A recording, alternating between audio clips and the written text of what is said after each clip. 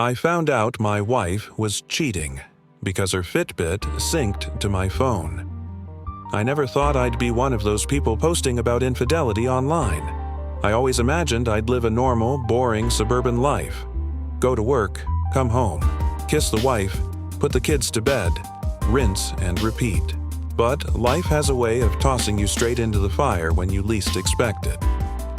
I'm 39 now. At the time of this story, I had been married to Emma for 11 years. We met in college. She was funny, gorgeous, and the kind of person that made everyone around her light up. I was quiet, a bit nerdy, the kind of guy who took comfort in routine. We balanced each other well, or at least I thought we did. We have 2 kids, Nathan, who was 10 at the time, and Olivia, who was 6. Emma worked in HR at a mid-sized tech company, and I still am, a systems analyst. I mostly work from home. We had our issues like any couple. She complained that I wasn't spontaneous enough. I thought she spent too much money on random things we didn't need, but nothing big. Nothing that would ever suggest she'd do what she did. Everything changed on a Thursday morning. A completely average Thursday. That's the part that still gets me. How mundane the day started. Nathan had forgotten his math homework. He realized it 5 minutes after Emma had already left to drop him and Olivia off at school. I told him not to worry, that I'd bring it by during lunch. At noon, I drove over to the school. On the way there, I realized I'd never been inside the main office except for enrollment day. I walked in, said hello to the receptionist, and handed over the folder with Nathan's name on it. Just as I was about to leave, the receptionist smiled and said, "It's nice that you and Emma split the drop-offs like that. She was just here earlier." I paused. "She was? I thought she dropped off the kids this morning." The receptionist looked confused. "Oh, no, she came by about half an hour ago. Said she had to update some emergency contact info." That wouldn't be weird, except Emma told me she was going into the office for an early meeting. And she worked 25 minutes away from the school. Maybe she forgot to tell me, I thought. But something in my gut turned. I didn't know why, but it did. I thanked the receptionist and left. That night I asked her how her meeting went. She said, "Ugh, so boring. Just the same budget stuff. It ran long, too." A flat-out lie. I stared at her, trying to decide whether to bring it up. I didn't. Instead, I waited. I started watching. When she said she was working late, I checked the location of her phone using the Find My app we had on each other's devices. Something we did for safety, especially with the kids. A few times, she was exactly where she said she'd be. Other times, the signal was mysteriously unavailable, so I started looking for patterns. She had been working late a lot over the past 2 months. She'd started putting a password on her phone, saying it was for work security. She took calls in the garage or in our bedroom with the door locked. I know how all of this sounds now. Obvious. But when you're in the middle of it, when this person is the mother of your children and your best friend for over a decade, you want to believe you're just being paranoid. But I wasn't. One night, she was in the shower. Her iPad lit up on the nightstand. A notification popped up. It was a calendar invite sent by Evan T. Eden, dinner, Orig, Cielo, Lounge, 7 p.m. I tapped it. It opened a thread of messages between her and someone named Evan T. Same table as last time? Can't wait to see you. It's been too long.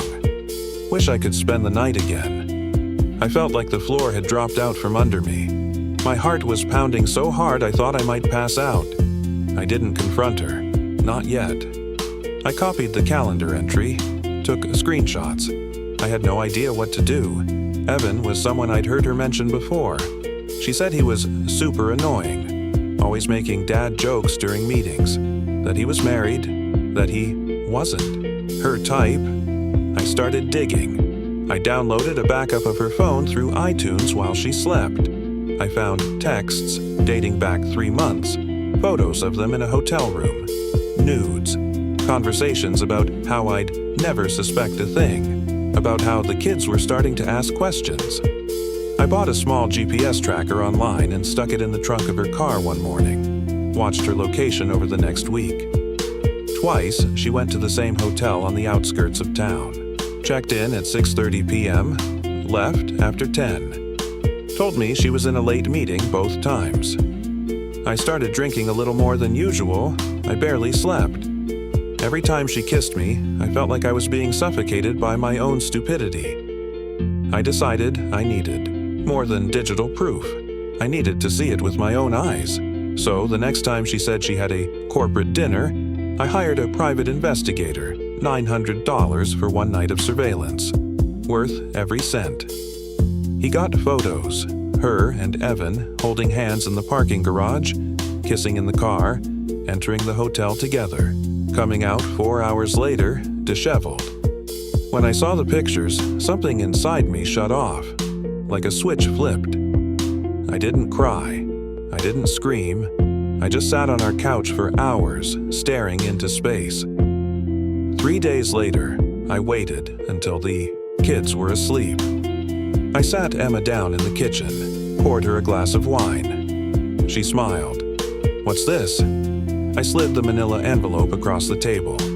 "Open it." Inside were the printed texts, the hotel receipts, the photos. She didn't speak for a full minute, just stared, her hands shaking. Finally, she whispered, "I can explain." "No," I said. "You can't, and I don't want you to. I want you to pack a bag. Tonight.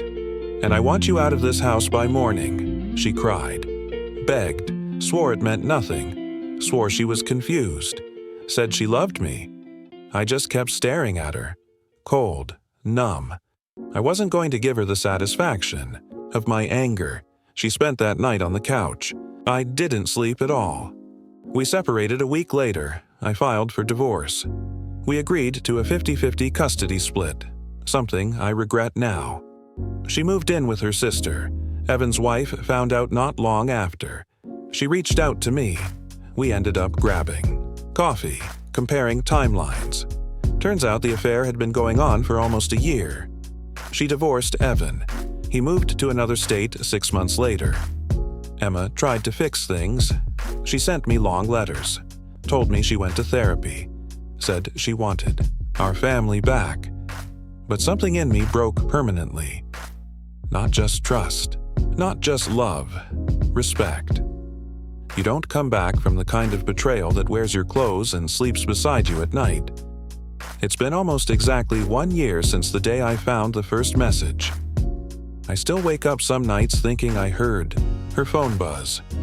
I still feel phantom pain when I hear her laugh on the kids' FaceTime calls. But I'm okay. I'm really okay. I started running again, lost 20 pounds, reconnected with friends.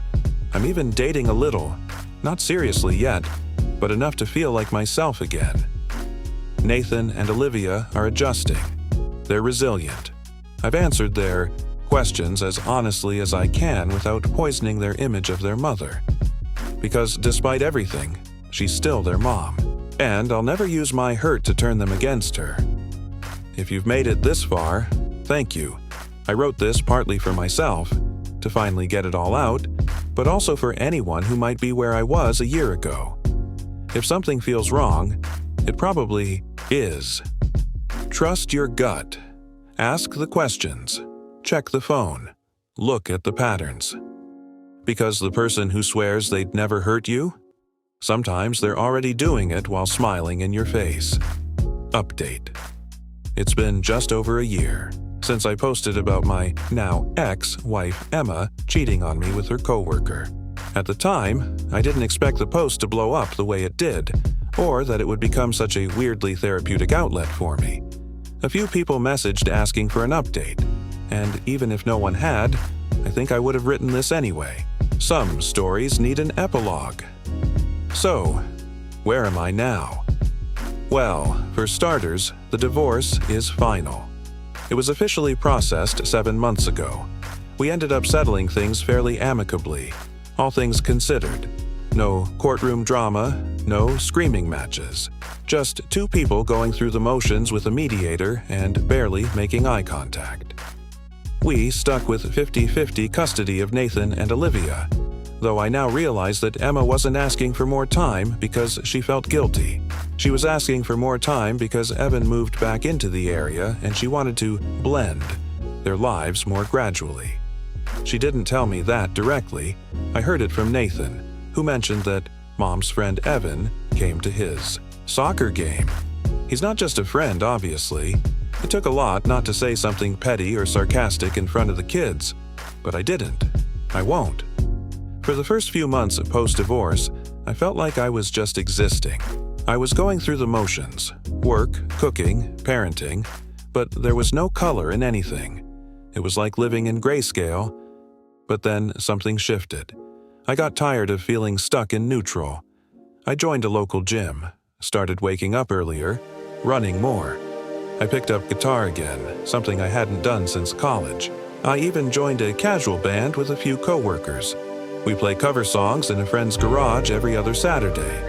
It's not impressive, but it feels good to be doing something just for me. I also started therapy. Best decision I've made in years. Having someone professionally trained to listen to me untangle all the resentment, self-doubt, and emotional wreckage Emma left behind has been a lifeline. I'm not completely healed, but I'm better. And that's enough for now. Yes, I've started dating again. No, it hasn't been easy. At first, I tried the apps, Hinge, Bumble, you name it. I met a few women who were lovely but clearly at different stages of life. A few awkward dates. One woman spent the entire second date crying about her ex-husband, and I wish I were exaggerating. Then, about 4 months ago, I met someone the old-fashioned way, through a mutual friend at a backyard BBQ. Her name is Riley, and she's different in the best way. She's a nurse. Divorced as well, with no kids of her own, but great with mine. We've only been seeing each other for a couple of months, so I'm keeping things slow. The kids haven't met her yet, but she knows about Emma, about the affair, about the messy aftermath, and she hasn't run screaming.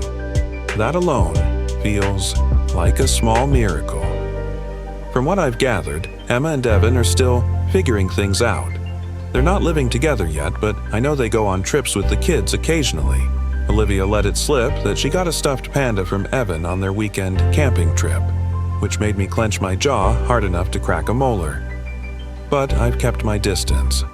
I don't ask questions unless they directly affect the kids, and I don't criticize Emma to them, not because she deserves grace, but because they do.